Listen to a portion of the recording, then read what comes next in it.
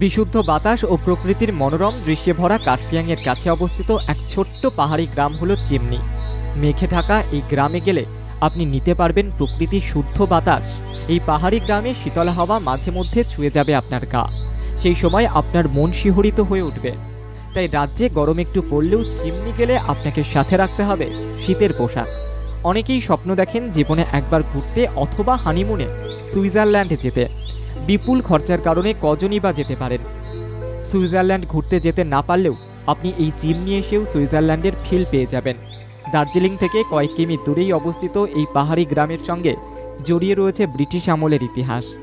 প্রথম বিশ্বযুদ্ধের সময় ব্রিটিশদের আস্তানা ছিল এই গ্রাম। এই গ্রামে রয়েছে ব্রিটিশ আমলে তৈরি হওয়া 24 ফুট উঁচু একটি চিমনি।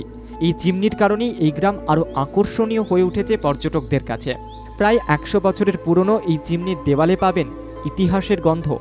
এছাড়াও সবুজে ভরা এই পাহাড়ি গ্রামও আপনাকে কম মুগ্ধ করবে না। দূরের পাহাড় থেকে নানা ধরনের বন্য জীবজন্তুর ডাক আপনার কানে ভেসে আসবে। পাশাপাশি পেয়ে যাবেন নানা রঙের পাখিদের সঙ্গে আলাপ করার সুযোগ। সেসব পাখি হয়তো চোখেও দেখেননি, তাদের চাক্ষুষ করার সাথেই শুনতে পাবেন তাদের মিষ্টি মধুর ডাক। চোখ জোড়ানো পাহাড়ি এই উপত্যকায় চা বাগান থাকবে না তা কি হয়?